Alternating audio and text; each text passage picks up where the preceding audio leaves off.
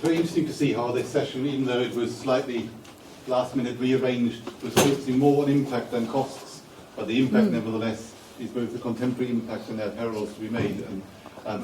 But I think it worked very well on the rhetorical aspects in various different parts where there's absence of sources, there's some changes of sources, mistakes made on different parts. So I can open up the for questions.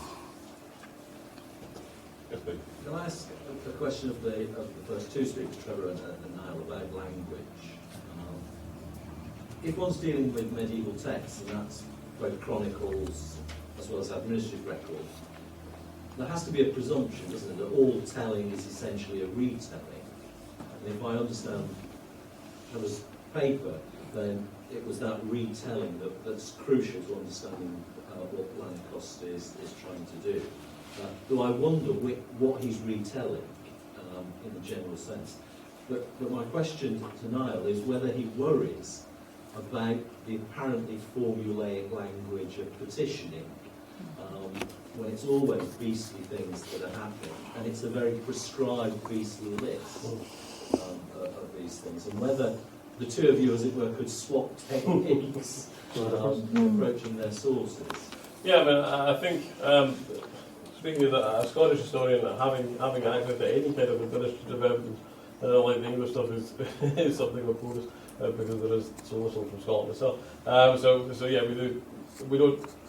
I wouldn't say I trust it, certainly I know, and yes, absolutely there is that formulaic element to these claims for recompense. But I think some are far more detailed than others. I mean, when you start getting one of the ones I mentioned, I can't remember precisely which one it is, but it does come up with this detailed list of, we lost the following. And yes, it could just be one big insurance claim, and that you of course add to claim more back. But at least it does give a sense of what's being taken and the extent to which it does provide that loss to the local community, even if they're exaggerating, and even if they're still claiming it 10 years later. I think what I perhaps didn't quite emphasise quite as much as well is just the psychology of it as well. That this is almost repeat behaviour. This is what Northern English communities did in the 30s and 32s, although they were suffering at the same time. But they also, communities far from areas of Scottish raiding were also claiming for relief from taxation things because their neighbours up the road were doing it. And I think you do get that, and I think it's the psychology of hard Scots about. So they pick up this type of behaviour again. So while the detail, I certainly wouldn't trust it, but I think it tells us a lot about what's going on with the mind of those in Northern England. It's almost as if those Northern English communities are paying tax to the Scots government rather than to the English government. Well, they effectively are at various points, yeah. So that's a very thorny question. Authorship, retelling stories, things like that. I might be able to do more, but I haven't been able to do the study of those three texts, and nobody's really done a very thorough comparative study. I think the article that looks at them together is like 15 pages. It's very short, doesn't really deal with it. And there's no transcription of the Durham text. So if I hope to do it someday, but I would have to do that before I really engage with this question of where are these things coming from. But in the end, I think that we have the Lanarkhouse Chronicle, and everything was a conscious decision by the final person copying it to include. He could have taken anything out that he wanted to. And so I think it's justified comparing it to the Anomalous Chronicle, for example, and how they treat the same subject differently. And supposedly, the argument goes that they both drew from the same source. One wasn't a copy of the other. But the point is that they each one had their choice of how they're going to treat it. And they each treat it in very different ways. So if you look at that Lanarkhouse in comparison to Anomalous, for example, I think it really highlights the intention and what's going on with it. And again, my cop-out is that in the end, the final text that we see was still deliberate, even if it may have been from something else. And that's how most texts are. I mean, a lot of Chaucer is taken from other texts too, but it's still his own spin on it, as it were. If that's it. That works.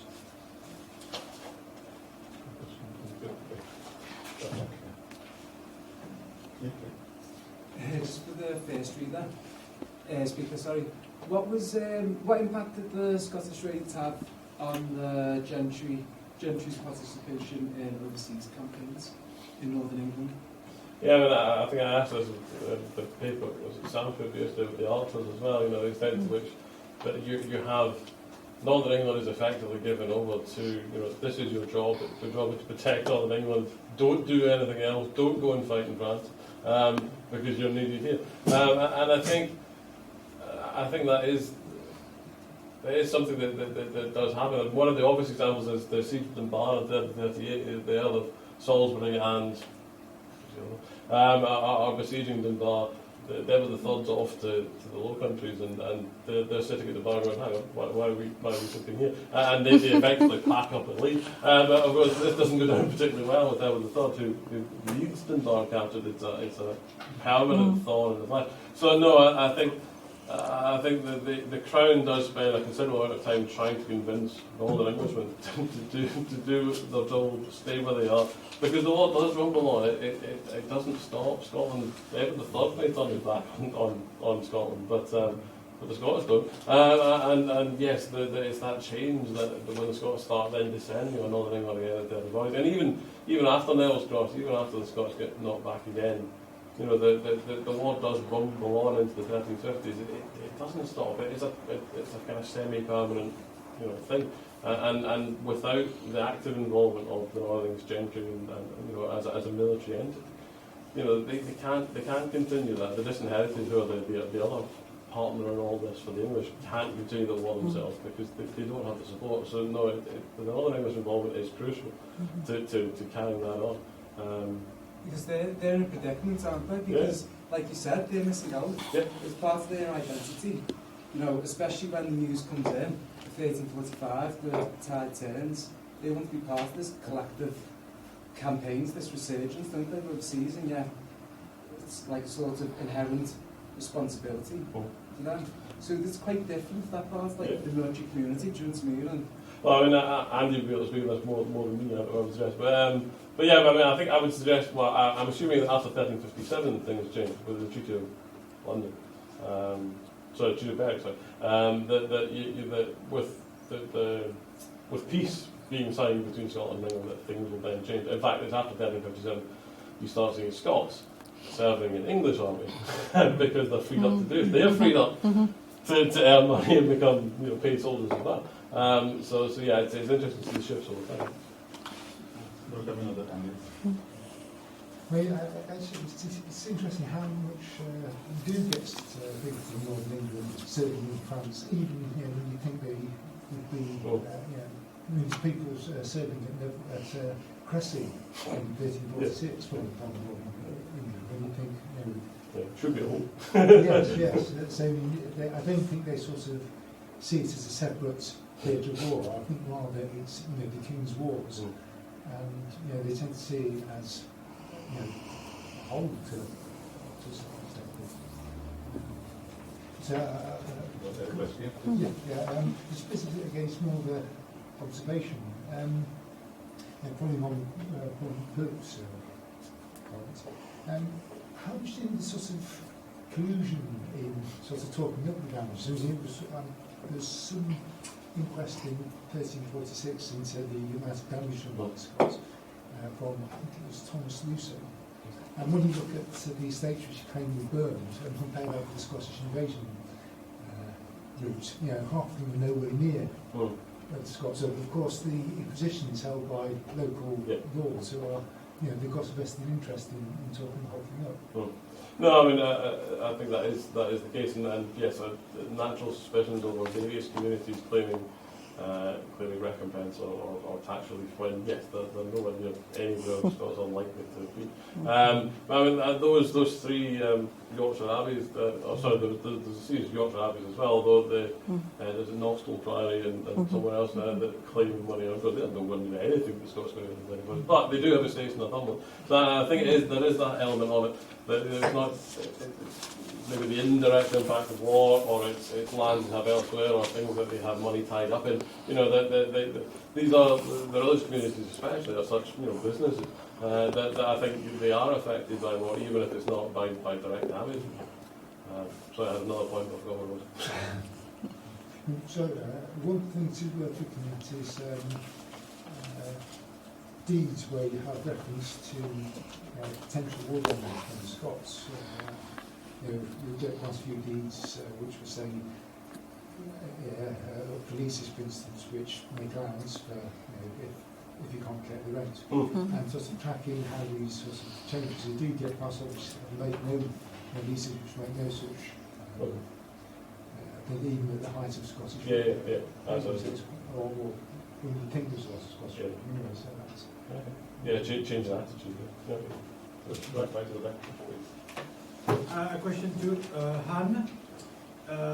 Since 1411, the Gascons didn't need denization because they complained to the Parliament of England about the fact they were nicknamed by some Englishmen as aliens. And so, apart from the Gascon wars, what do you see, where we can find, according to you, mentions of exiled Gascons, because it's quite hard. I think it is. It's fair to say, though, that there are some letters of denisation. It's true for other groups as well that, in theory, didn't need them, but nonetheless do get them. I think it is an aspect that would repay further study, looking at both the Normans who came to England and the Gascons in 1453. There was hostile reactions. There is a document in the College of Arms, in one of the Arundel manuscripts there, which is one of these petitions, like these other documents that you get, complaints against the Duke of Somerset and other people for the loss of the lands in 1450. And one of the things in there is that foreign women shouldn't be admitted to this land because they are but as spies. Quite a lot of English soldiers in Normandy were bringing home their foreign wives. So maybe you get the same sort of problem. It would be a topic that I think someone could usefully look at. I'd imagine that the London records would be worth a look at as well, and probably other chancery enrolments. I think certainly Paidetas career would be worth doing. It would be a very good PhD, I think, to look at the sort of impact and on attitudes as well. And also, it's fair to say, there were other thoughts about the recovery of the lands, and within France there is ample evidence to suggest that the French thought the English were going to come back again. What we know of the garrisoning of Normandy in the 1450s indicates that. So because we have to shorthand history, so to speak, we sort of say Normandy and Gascony are lost, and that's the end of it, and Henry VI goes mad, and we have the Wars of the Roses. We don't look at what else is happening in the 1450s. Because we know the end. Because, yes, absolutely. And that's why they built fortresses at Bordeaux, two fortresses. It's the same problem. Yes. And one at Yes. Bayonne. Yes. So because Yeah. in the past, like during the fair at the early 14th century and other occasions, Aquitaine, for example, had been recovered. So it was not at all impossible to think the English would come back in. Yeah. The other thing that would be worth looking at, Ralph Griffiths started doing this, is to look for English soldiers in the musters in France after 1450, and there certainly are some. Members of the Davenport family, for instance, are known to have stayed there. I reckon that there are some in Gascony as well who stay on. I mean, related point for Anne. I was wondering whether there are any other English institutions that have property, for example, involved in it, that have a continuing interest. Certainly when Calais ruled in the 1550s, there were Oxbridge colleges with Yes. property. Yes. My colleagues in the back are the experts on this, really. You mean religious orders or Yeah. something like that? As far as I know, no. There was- Which just shows how different Calais is. I don't think Harfleur, although Harfleur had a very large number of houses granted in it to the English, I'm not aware of any grants made to English institutions. Are there any more questions? I'll just ask Trevor something. I think the use of the passive in Chricles is very interesting because the killing of the prisoners at Agincourt is often expressed in that way. An order, the Gesta Henrici Quinti has, an order went out that all the prisoners should be killed. either it is deliberately detaching the agency from it, or else it's just a grammatical form that we shouldn't make too much of. But the other thing that struck me about the Lanercost Chronicle, particularly that De Domo Davidi, is just how many in-jokes there were in monastic communities. These chronicles are written, aren't they, for people who would fall about laughing with that. There are quite a lot of Latin texts of this sort that seem rather contrived to us, but were written for a particular audience. They weren't written for 21st century historians. I struggled going through it the first time. I had no idea what was going on.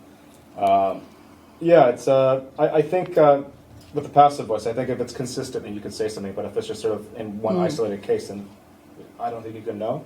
But it suggests something at least, especially with Lanercost, where it is consistently done that way. That's very interesting. And then with all the justifications as well going with it. The in-jokes thing, it's ridiculous. And this doesn't come across in the translation. They don't talk about it. You have to really get in there and really, say, well, who is this guy? Why are they making this reference to this Ahab, Achab character? Who is that? You have to do some research. What's going on? And you have to go. And they thought it was funny. But all the references, there's very few classical allusions in Lanercost, which I thought was interesting, because a lot of other texts have a lot more. Like even Baker has about, I think maybe a third of his references and quotes are classical, whereas there's just small allusions here and nothing. Yeah. Thank you.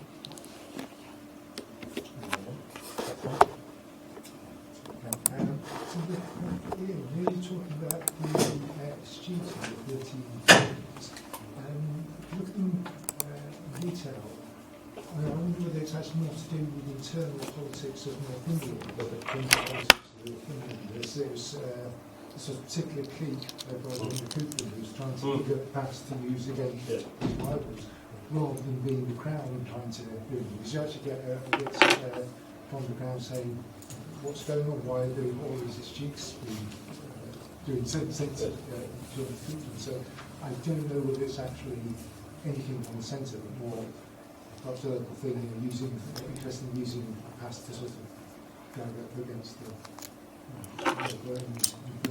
But yeah, absolutely. Interesting as well, because Coupland's such a certainly has played a lot of, but because of his involvement in the English conflict, because he's the man who gets his teeth knocked out and captured David II. It's a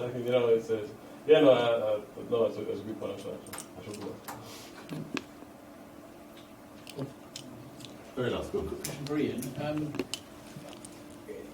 was there much in the way of counter-raiding by the English during this period? Or was it sort of one-sided as it still? Yeah, I mean, there's the large scale of invasions in the 1070s, obviously, but yeah, there are some counter-raids. I think most of it seem to happen on the west side, actually. I think Anthony Lucy is involved in a couple that, it's the Scots raid and then the English raid back over the border to chase them back, probably, but also then to take compensation. I think in one of the cases that the Scots take their booty, their cattle over the border, but then are caught up by the English who take them back again. And you have this. It must be mentally a very bizarre picture of the cows running one way and then running back the other. But it is recorded, so you actually get the numbers. I think one of the cases that I've heard, that one of the 2,000 Fat Beasts, that is actually it's an Inquisition, but I think the figures are probably correct because the English actually recaptured the booty that the Scots have been trying to take away. So yes, there is at times, and I think yes, that's where we get more into, I think, more organised English border defence, or at least it's reactionary defence that works in that they're able to catch the Scots eventually. The Scots don't just. It's not quite the situation that you get in 1310s and 1320s where the Scots are like ghosts wandering around Northern England. Nobody knows where they are and nobody ever catches them. It is different in the 1310s and 40s, like different command structures. Different abilities, I think, in Scottish leadership. But no, that would, yes, perhaps provide a slightly skewed view of things. But one of the key roles, I'm afraid, of the moderator is to stick to the time. So I have to do that because we all have to eat at some point. We do indeed, on yes. time, so with the key organizer here, I wouldn't want to. So please join me in to thank all three speakers for three stimulating speeches. I wish there was like an